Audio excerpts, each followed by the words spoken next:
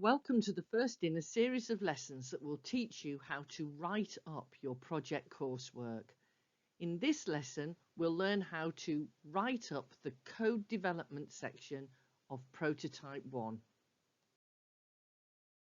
In this lesson, I'll explain what the code development section is, help you to decide if you're ready to begin writing up your code development, tell you what to include, and explain how you can get a high mark for your code write-up. The code development section is part 3 of your project, but you might write it first. In this section, you will put screenshots of your code and add some explanation of what each part of your code does. That's to show that you understand what you've done.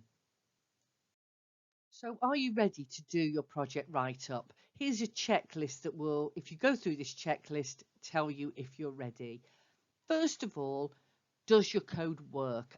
By that, I don't mean it's finished, but it just does at least one thing and it's functional. You can run the code. Secondly, is your code modular? By that, I mean that it should be broken down into functions and procedures, or possibly done using object-oriented coding. Check that you're using sensible identifiers. The identifiers are the names of things like variables and procedures. And finally, that you've got a few comments scattered here and there to explain what your code does.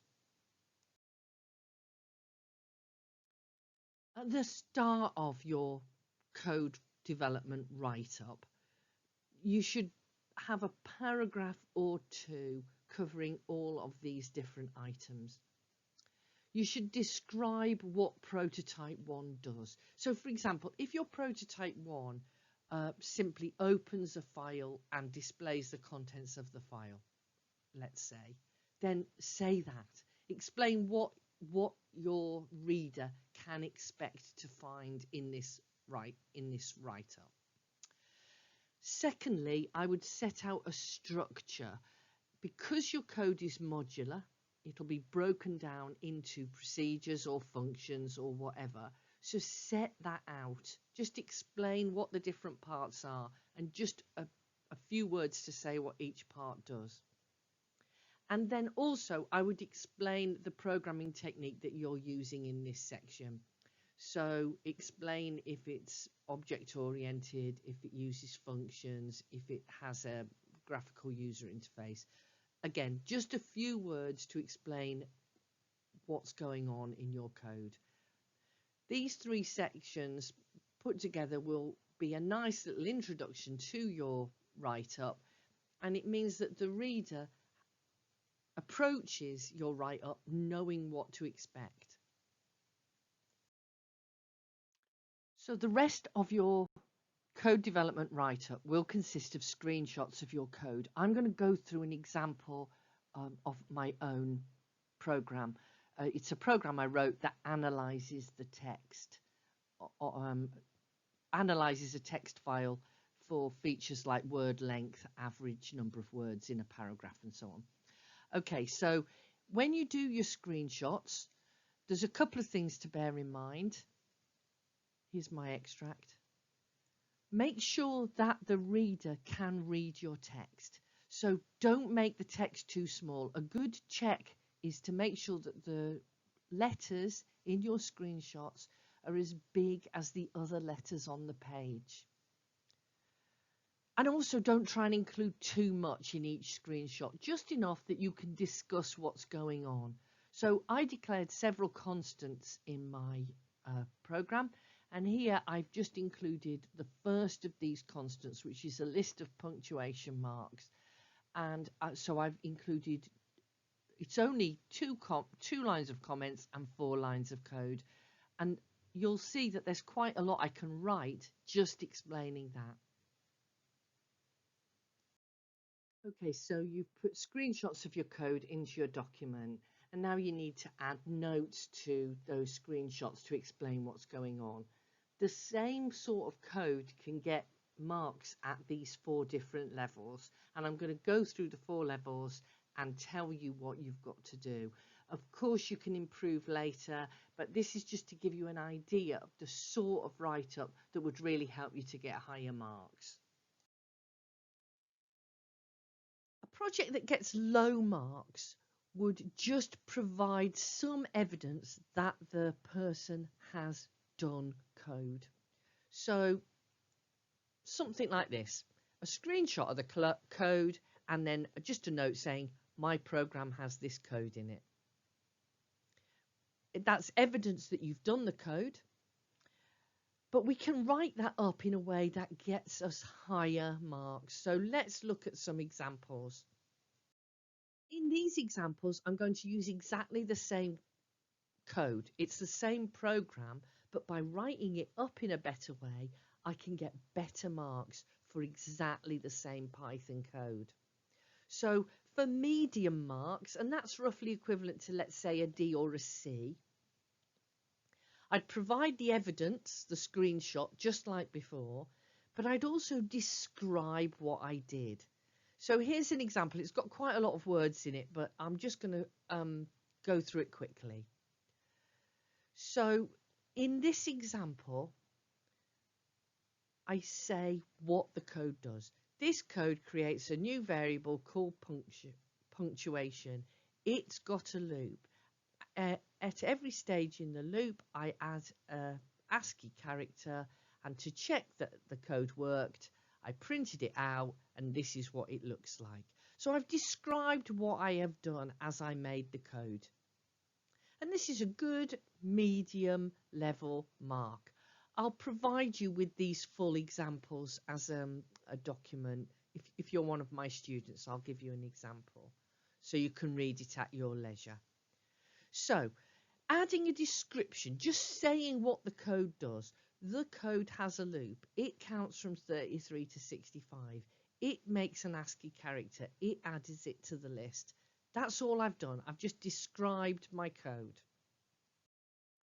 But for good marks, I need to go a little bit further.